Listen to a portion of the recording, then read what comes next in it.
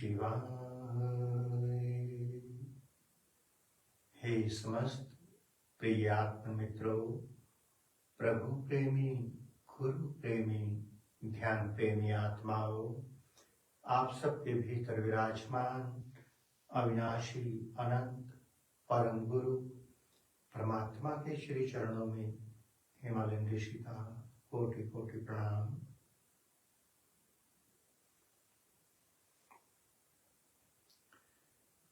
प्यारे साधकों, प्यारे मित्रों, एक बहुत प्यारा विषय जो हम सभी के लिए अभी के लिए है, संन्यास। संन्यास की दीक्षा। एक साधक ने जिज्ञासा प्रकट की है। जिज्ञासा वाक्य ही सराहनीय है। क्या फायदा है संन्यास का? क्या प्राप्त हो सकता है संन्यास से? संन्यास किसे कहा जाता है? कुछ इस प्रकार के प्रश्नों का आज समाधान किया जाए।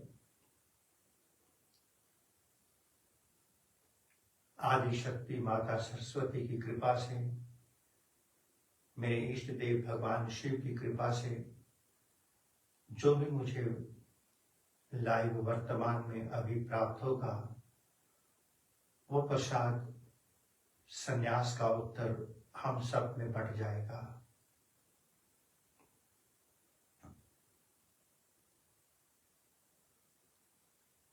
संन्यास एक कमिटमेंट है। किसके साथ कमिटमेंट? संन्यास कौन दे सकता है? दो प्रकार का संन्यास इस अस्तित्व में है। दो प्रकार का। पहला, बाहर का कोई जागृत संत सदगुरु जिसके भीतर की कुंडलिनी शक्ति जागृत होगी, अगर वो संन्यास देगा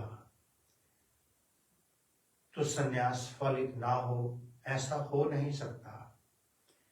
क्योंकि संन्यास में सीधा ऊर्जा ट्रांसफर होती है और जागृत संत इतनी जल्दी पूर्ण संन्यास की दीक्षा नहीं देते। एक संन्यास की दीक्षा इस प्रकार से भी होती है जिसमें नफा और नुकसान सोचा जाता है। अर्थात जब तक बुद्धि विराजमान रहेगी, उसका सोचना स्वाभाविक भी है, होना भी चाहिए कि संन्यास से मुझे क्या प्राप्त हो सकता है। संन्यास से हमें बहुत कुछ प्राप्त हो सकता है, या यूं कहें कि संन्यास से हमें सब कुछ प्राप्त हो सकता है। थोड़ा बहुत नहीं, बहुत कुछ। दो प्रकार का संन्यास है। एक संन्यास पहले हमें बाहर का कोई जागृत संत सदगुरु प्रदान करेगा। हमारे भीतर एक बीज डाल देगा, फिर उसे वो सींचेगा। जब उस पे पुष्प और फल आने लगेंगे, तब साधक स्वयं अपने आप को संन्यास देगा। आपको ये जानकर बड़ी हैरानी होगी कि स्वयं को संन्यास कैसे दिया जाता है। पहले हम इस संन्यास की बात कर लें कि स्वयं को संन्यास कैसे दिया जा सकता है। एक छोटा सा एग्जाम्पल समझने के लिए। हालांकि बाहर के एग्जाम्पल पूरी तरह से आध्यात्म जगत में फिट तो नहीं बैठते, फिर भी समझाने के लिए सहारा लेना पड़ता है, क्योंकि सामने वाले की बुद्धि का स्तर उतना नहीं होता कि वो उस बात को समझ पाए। एक इंसान बिजनेस करता है, सोच लेता है कि सुबह 9 बजे से शाम 9 बजे तक ही दुकान खोलूंगा। नया नया बिजनेस होता है, परमात्मा की कृपा से बिजनेस बहुत तेजी से चलने लगता है, ग्राहकों की लाइन लगनी शुरू हो जाती है। फिर वो अपनी जो कमिटमेंट 9 से 9 की होती है वो धीरे धीरे खिसकती चली जाती है। फिर जो 9 बजे शॉप बंद होती थी, लोभ भीतर पैदा हो गया। फिर 10 बजे होगी, फिर 11 बजे, फिर 12 बजे। फिर एक समय ऐसा भी आएगा, उसे आराम तो चाहिए किंतु दुकान बंद नहीं चाहिए। फिर वो कोई मैनेजर रखता है कि मेरा बिजनेस जब बहुत तेज गति से चल रहा है, क्या पता कब तक चले, कुछ नहीं पता, किंतु जब तक चल रहा है जितना कमाया जा सकता है कमा लें। स्वयं से स्वयं को संन्यास देना। एक बार भीतर अग्नि लगने की जरूरत है, राम नाम की, परमात्मा के नाम की, उस आत्मज्ञान की प्यास जगने की जरूरत है। थोड़ा सा भी उस परमात्मा की ओर से थोड़ा सा किंचित मात्र अगर इशारा मिलना शुरू हो गया, दिखना शुरू हो गया, तो फिर जैसे बाहर का लोभ बढ़ता है, भीतर का लोभ भी बढ़ने लगता है। वो है स्वयं को स्वयं से संन्यास देना। अर्थात अभी तक जो चेतना मेरी सारी बाहर की ओर बह रही थी, अब मैं उस चेतना को, क्योंकि बिजनेस फलित होने लगा, अब उस चेतना को अपने भीतर बहाने लगा। पहले मैं कम समय देता था, 5 मिनट के लिए धूप बत्ती की, पूजा पाठ की, एक माला जपी, एक फॉर्मेलिटी, काम पूर्ण हुआ। किंतु जिस दिन पता चला किसी संत के सानिध्य में बैठ करके जब मैंने माला का जप किया, उस जप में कितनी शक्ति उतरी, उस मंत्रों में कितनी शक्तियां उतरी, उस माला के जप से जब माला जप उस चार्ज हो गई, उस चार्जिंग माला से मेरे कितने काम बनने लगे। एक बार भीतर इशारा मिल जाता है तो फिर लोभ बढ़ता ही चला जाता है। क्या लाभ मिलता है संन्यास में? क्या होगा संन्यास लेकर के? प्यारे मित्रों, जब बाहर से कोई संन्यास देगा, अगर जागृत संत देगा, निश्चित आप एक काम तो हमें करना ही होगा, उसके किए बिना बात नहीं बनेगी। अक्सर साधक अपने गुरु के प्रति समर्पित होता है, होना भी चाहिए, 100% होना चाहिए। बिना समर्पण के भीतर और बाहर की प्रगति प्राप्ति नहीं हो सकती। पर एक बात समझना, मैंने अपना जीवन किसी संत को समर्पित किया। आप एक बीज को जमीन में डालते हैं, उसका पौधा बनने में कितनी देर लगती है? 10 दिन, 20 दिन, 2 महीने। कोई बहुत सख्त से सख्त बीज भी होगा, बहुत सख्त भूमि भी होगी, तो 6 महीने में बीज अंकुरित हो ही जाएगा। और उस अंकुरित होने के बाद फिर वो धीरे धीरे पौधा बनने लगेगा। एक बीज हमने जमीन में बीजा, हमने कितनी प्रतीक्षा की? अधिक से अधिक 6 महीने। अगर 6 महीने में भी बीज फलित नहीं हुआ तो 2 कारण समझ जाना। पहला, बीज खराब है, बीज भी खराब होते हैं। दूसरा, भूमि उपयुक्त नहीं है। जिस भूमि में वो बीज बीजा जा रहा है वो रेतली भूमि है, पथरीली भूमि है। तो ये निर्णय हमें करना होगा। हम एक अपनी पूर्ण प्यास लेकर के भीतर की जलती हुई भभकती हुई तेज अग्नि लेकर के कहीं जाएं। इससे पहले कि हमारी अग्नि बुझ जाए, हमें रास्ता ना मिले, तो हमें अपना रास्ता ढूंढ लेना चाहिए। अगर साधक के भीतर प्यास है, बात हम संन्यास की ही कर रहे हैं, हम किसी संत गुरु के पास जाते हैं। हमने कल एक स्टेटमेंट दी थी, याद होगा सभी को। गुरु आपकी खूब परीक्षा लेगा और शिष्य भी दिल खोल करके परीक्षाएं देगा, चेला खूब परीक्षाएं देगा, क्योंकि वहां कुछ भौतिक आदान प्रदान होने वाला है। परीक्षा बाहर हो रही है तो जो प्राप्ति होगी वो भी बाहर ही होगी।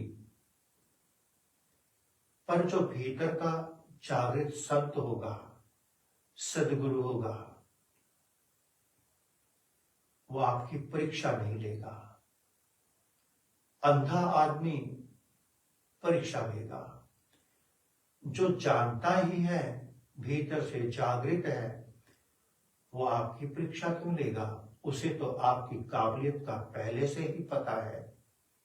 जैसे जब शबरी अपने घर से निकली, मतंग महर्षि को पहले ही पता चल गया कि कोई दिव्य आत्मा मेरे द्वार पर चली आ रही है।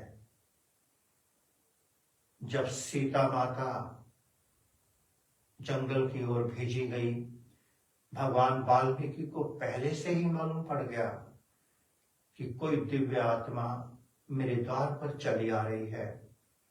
उसको परीक्षा नहीं लेनी पड़ी, पूछना नहीं पड़ा, तू कौन है, क्या है, तेरा विषय क्या है। भीतर से जागृत संत भी अगर परीक्षा लेने लगा,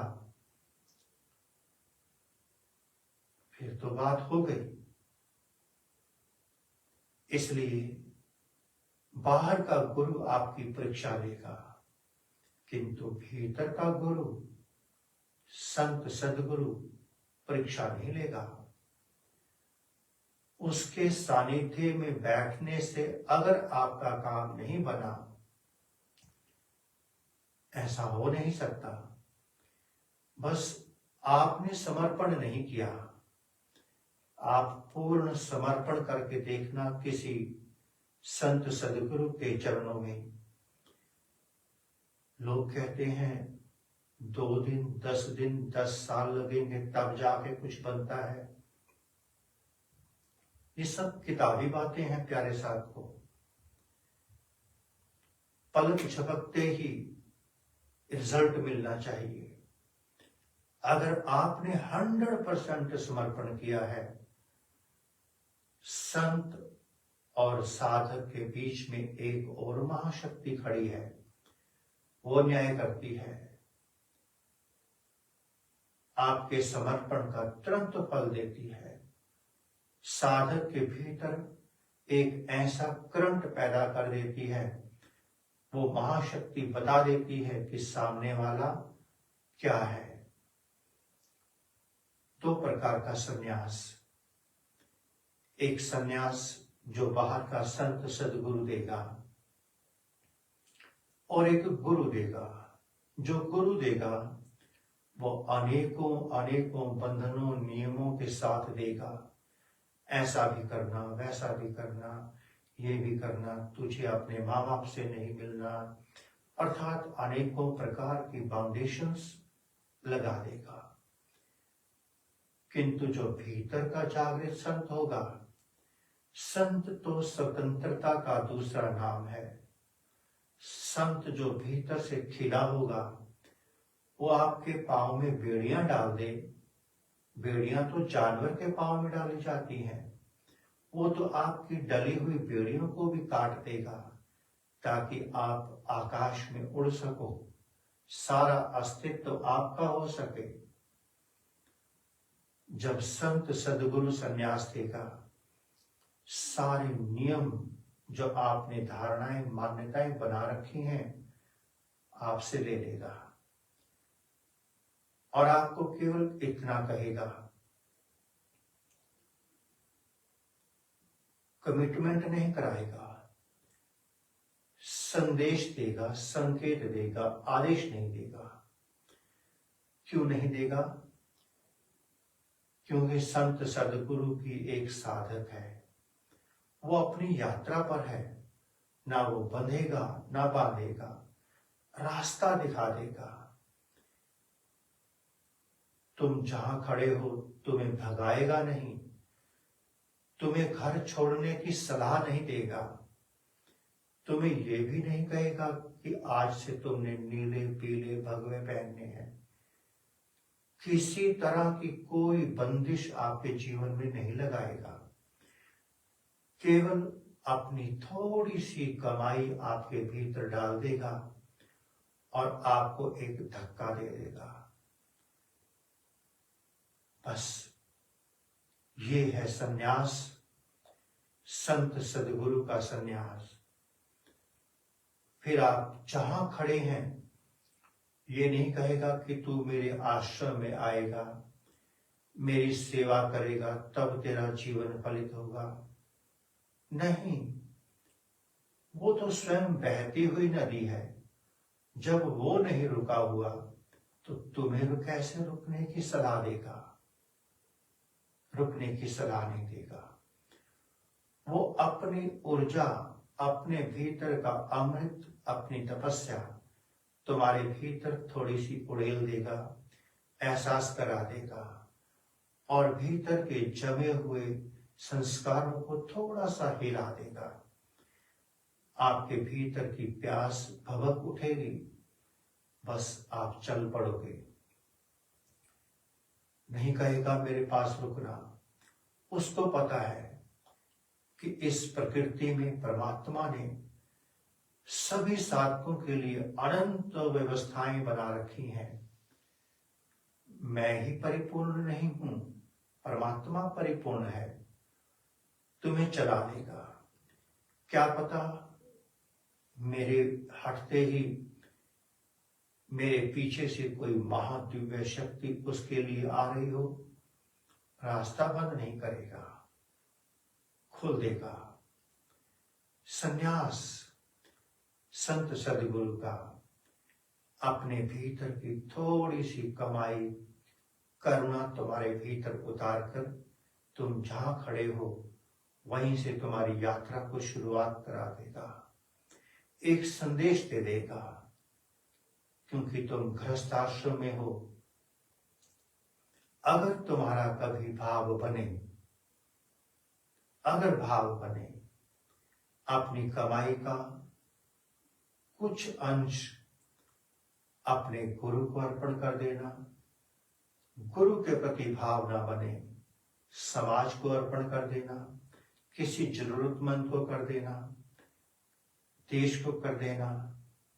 जहां भी तुम अपनी कमाई अर्पण करोगे वो मुझ तक ही पहुंच जाएगी। तुम कहीं भी करना, क्योंकि तुम मेरे से कनेक्ट हुए। अब तुम मेरे से कनेक्ट होने के बाद जहां भी दान पुण्य कर रहे हो वहां परमात्मा ही तो है। वही परमात्मा जो मेरे भीतर उतरा हुआ है तुम उस परमात्मा को ही अर्पण कर रहे हो। ये नहीं कहेगा कि तुम्हें ऐसा करना ही करना है, कोई शर्त नहीं। अगर संभव हो, भाव बने तो कर देना, रास्ता दिखा देगा और आगे निकल जाएगा। उसके बाद अगर तुम्हारी प्यास बहुत तेज होगी तो तुम नदी को पकड़ने के लिए नदी के साथ बहना शुरू कर दोगे। तुम्हें मालूम पड़ गया कि इस नदी ने मुझे अमृत चखा दिया, अब तुम अमृत और पाने के लिए उसके साथ बहते हो। ये तुम्हारी स्वेच्छा है, वरना वो तुम्हें कॉल करके नहीं कहने वाला कि मैंने तेरे पे कृपा की, तेरे को कुछ दिया, अब तू मेरे साथ चल। नहीं, वो मौन होकर आगे निकल जाएगा। उसके बाद दूसरा संन्यास होगा, जो आप अपने आप को संन्यास देंगे, अर्थात आपकी आत्मा आपको संन्यास देगी। वो जानते हैं कौन सा संन्यास है? आप जान करके हैरान हो जाएंगे। भगवान बुद्ध को किसने संन्यास दिया था? भगवान महावीर को किसने संन्यास दिया? मां मीरा को किसने संन्यास दिया? शबरी को किसने संन्यास दिया? ऐसे अनेकों अनेकों हुए, उनकी आत्मा ने उन्हें संन्यास दिया। जैसे ही भगवान बुद्ध की आत्मा ने उन्हें संन्यास दिया, भीतर एक तूफान खड़ा हो गया। उस तूफान ने उठा करके उस साधक को चार दीवारी से बाहर निकाल करके आकाश की ओर भेज दिया, महासन्यास की ओर, पूर्ण संन्यास की ओर भेज दिया। किसी संत ने संन्यास नहीं दिया, कोई भगवान नहीं उतरा संन्यास देने के लिए। संन्यास दिया तो उसकी आत्मा ने। ठीक इसी प्रकार से महावीर को किसने संन्यास दिया? किसी संत ने नहीं। जो भी साधक, हम अपनी बात करें आपसे, आप हैरान हो जाएंगे। हमने अनेकों बार जिक्र किया। 18 अगस्त 1991 में हम एक, उस दिन से पहले तक एक संसारिक, पूर्ण संसारिक, किंतु 18 अगस्त 1991 शाम 4 बजे का समय हमें उठाकर के प्रकृति घर से परमात्मा की ओर, आकाश की ओर ले गई। वो धक्का किसने दिया? वो संन्यास किसने दिया? उस समय तो कोई संत नहीं था हमारे जीवन में। भीतर का परम गुरु परमात्मा।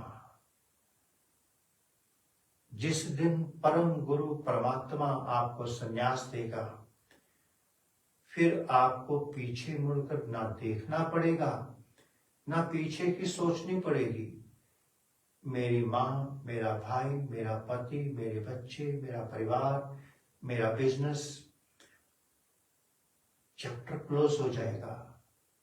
आप चैप्टर क्लोज नहीं करेंगे,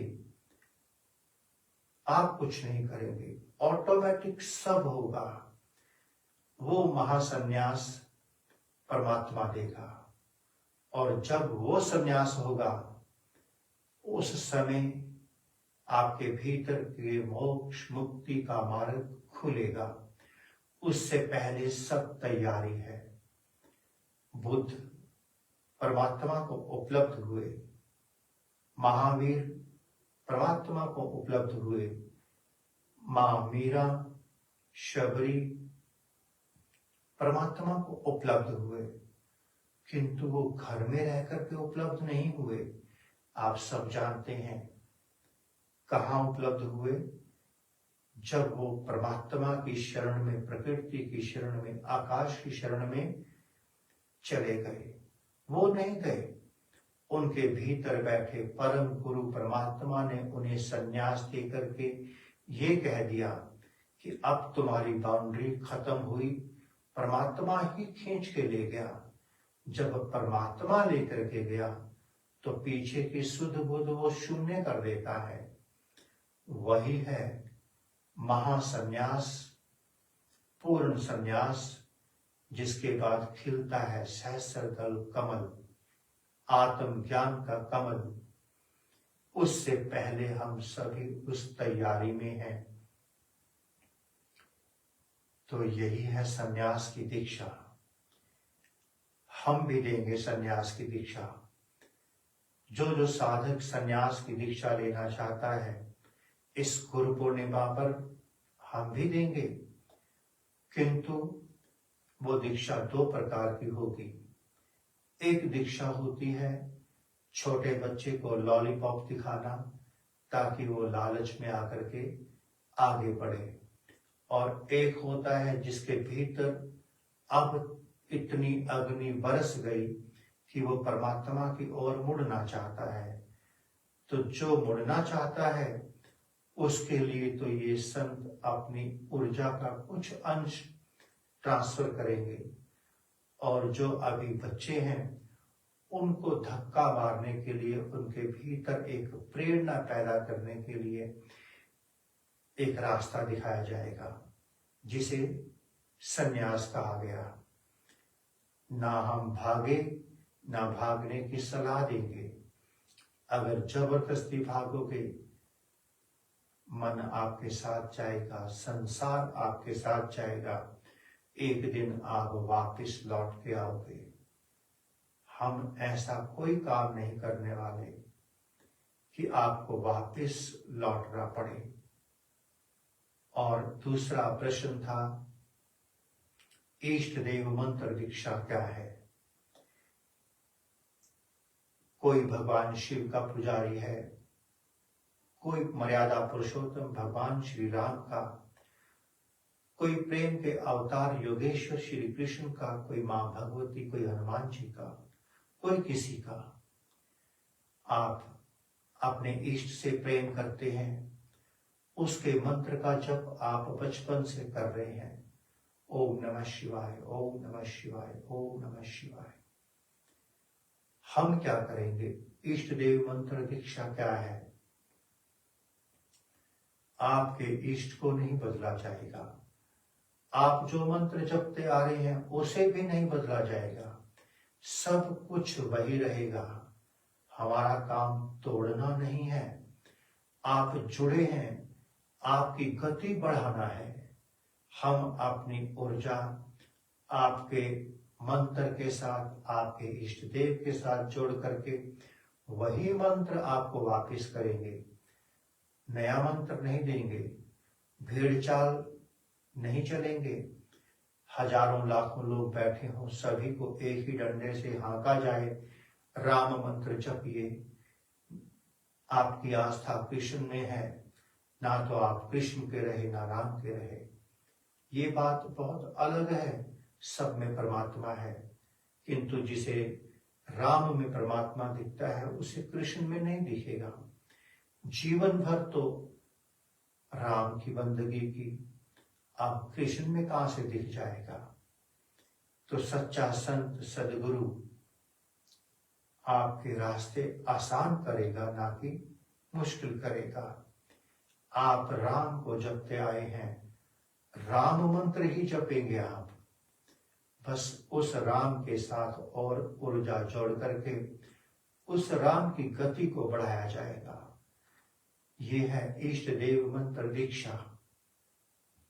साथ में ये भी कहा जाएगा कि अगर हो सके तो सुबह शाम थोड़ा सा समय निकाल करके अपने इष्ट देव मंत्र का जप करना। ना नहाने की जरूरत, ना समय की जरूरत, कोई सिद्धांत, कोई नियम, कोई सिस्टम नहीं। प्रेम, अपने इष्ट से प्रेम, परमात्मा से प्रेम, गुरु से प्रेम, भगवान से प्रेम। प्रेम का सीधा सा अर्थ परे मान, अर्थात अब मेरी मैं परे हो गई। जब मेरी भीतर की मैं ही परे हो गई तो बचा ही क्या, अब तू बचा। तू तो सर्वव्यापक है, हर समय है, फिर कैसा नियम, कैसे सिद्धांत, कैसा समय। तो इष्ट देव मंत्र दीक्षा, मंत्र आपका, इष्ट आपका, सब कुछ आपका। थोड़ी सी अपनी कमाई उसमें जोड़ करके आपको वापस की जाएगी। बस एक सिद्धांत याद रखना, अगर 99.9% भी समर्पण किया तो भी आप जीरो हैं। To be very frank, clear बात कहेंगे, अगर मैंने अपने इष्ट के प्रति, अपने गुरु के प्रति 99.9% समर्पण कर दिया, फेल है। 100% होगा तो गुरु और शिष्य के मध्य में परमात्मा विराजमान होकर आपके भौतिक आध्यात्मिक सारे कार्य करेगा। आप कहते हैं कि संन्यास दीक्षा से क्या होगा, इष्ट देव मंत्र दीक्षा से क्या होगा। आप जो चाहते हैं वही होगा। अधर्म नहीं चाहना, होगा तो अधर्म भी। जो आप चाहेंगे वही काम होगा, किंतु आप अपनी ऊर्जा को, अपनी प्रार्थना को नेगेटिविटी की ओर नहीं लेके जाना। सब होगा। आप भौतिक शिखर खड़ा करना चाहते हैं, 100% होगा। आप आध्यात्मिक बुद्धत्व के शिखर खड़ा करना चाहते हैं, 100% होगा। पर ऐसा नहीं करना, आपने भगवान बुद्ध को समर्पण किया, थोड़ा महावीर के चरणों में भी चले गए। आप सबने एक छोटी सी कहानी तो सुनी होगी, फिर से सुना दूं ताकि आपको प्रेरणा मिल जाए। एक मेरे जैसा मतलबी स्वार्थी इंसान कई सालों से भगवान शिव की बंदगी करता था, धूप बत्ती ये वो ना जाने क्या क्या, कभी शिव प्रकट ही नहीं हुआ। मेरे मित्र ने मुझे सलाह दी कि ये बहुत जल्दी प्रसन्न होने वाला नहीं है, इसके साथ वाली जो मूर्ति है कृष्ण की, प्रेम का अवतार, बड़ी जल्दी प्रसन्न हो जाता है। तो मैं उसकी बातों में आ गया। मूर्ख तो हूं ही, स्वार्थी भी हूं। धूप बत्ती श्री कृष्ण को करनी शुरू कर दी, किंतु उसका धुआं तो फिर भी शंकर जी की तरफ जा रहा था। भाव था कि केवल कृष्ण के पास जाए, तो झट से 2 रुई के टुकड़े शंकर जी की नासिकाओं में ठूस दिए गए, ताकि शंकर जी तक सुगंध ना पहुंचे धूप बत्ती की। बस नाक में रुई ठूसने की ही देर थी, शंकर साक्षात प्रकट हो गए। अभी तक तो समर्पण नहीं था, ढोंग था। आज रुई इसलिए ठूसी गई, अंतरात्मा ने मुझे कह दिया कहीं सच में ये मूर्ति जागृत ना हो, कहीं ये शंकर सच में ही ना हो। नाक में इसके रुई ठूस दो, इसके पास नहीं जानी चाहिए, क्योंकि इसने मेरे 10 साल बर्बाद कर दिए। जैसे ही आज मेरा पूर्ण समर्पण घटित हुआ, वो नृत्य करता हुआ शंकर भगवान सामने खड़ा हो गया। मेरे समर्पण में कमी है, मैं 99.9% में विश्वास रखता हूं। थोड़ा उस गुरु को भी मना लूं, थोड़ा उस गुरु को भी मना लूं, उसकी भी कृपा मिलती रहे, इसकी भी कृपा मिलती रहे। अर्थात जिस औरत के 10-10 पति हों, थोड़ी उससे भी अर्निंग होती रहे, थोड़ी उससे भी होती रहे, तो उस औरत को पतिव्रता औरत कौन कहेगा? एक सधे सब सधे सब सधे सब जाए। आपने 10-10% अपनी समर्पण को बांट रखा है। किसी जन्म में इस तरह से बात नहीं बनेगी। जब कन्फर्म हो जाए कि सामने वाला कुछ है, आपको 100% उसके प्रति समर्पण कर देना चाहिए। और अगर सच में सामने वाला कुछ है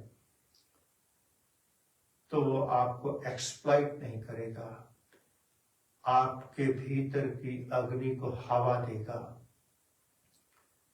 वो ये नहीं कहेगा कि तेरे कारण मेरा सिस्टम चलना चाहिए। वो ये देखेगा कि सामने वाला बालक अपनी प्यास लेकर के आया है, अब मैं इसकी प्यास देखूं या अपनी व्यवस्था देखूं। अगर मैं अपनी व्यवस्था देखता हूं तो मेरे से बड़ा दुष्ट कोई नहीं, और अगर इसकी प्यास देखता हूं तो फिर परमात्मा की कृपा तो बरसनी निश्चित है। संन्यास का मतलब आप जहां खड़े हैं वहीं से अपनी यात्रा परमात्मा की ओर शुरू कर दें। एक एक कदम उसकी ओर बढ़ना शुरू कर दें। नीले पीले भगवे लाल घेरवा आदि आदि वस्त्र को पहनना संन्यास नहीं है। शून्य की ओर बढ़ जाना संन्यास है। सत्यता की ओर बढ़ जाना संन्यास है। अपने अस्तित्व को जानने के लिए अपनी यात्रा पर उतर जाना संन्यास है। ओम नमः शिवाय।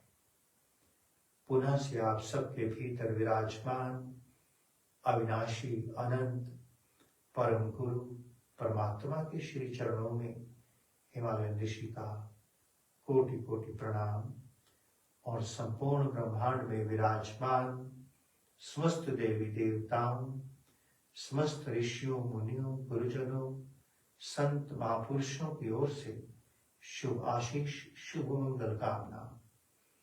इस बार गुरु पूर्णिमा का महोत्सव ऐसी संभावनाएं बन रही हैं कि नोएडा में होगी, जिसका आयोजन सीए मनोज कुमार अरोड़ा जी और उनके एक मित्र डॉक्टर मनोज अग्रवाल जी मिलकर के करेंगे, और उन सब के सहयोगी होंगे डॉक्टर गौरव आनंद, ऑर्गेनाइजर अमित कुमार जी, और हमारे प्यारे मित्र सीए सुरेश सोमानी जी। ये सभी एक ही एरिया के हैं और सभी मिलजुल करके इस बार इस गुरु पूर्णिमा को दिव्य स्वरूप देने का प्लान कर रहे हैं। होगा क्या ये परमात्मा जाने, भविष्य की भविष्य जाने। जितना हमें मालूम उतना हमने आपको अपडेट दे दिया। ओम नमः शिवाय।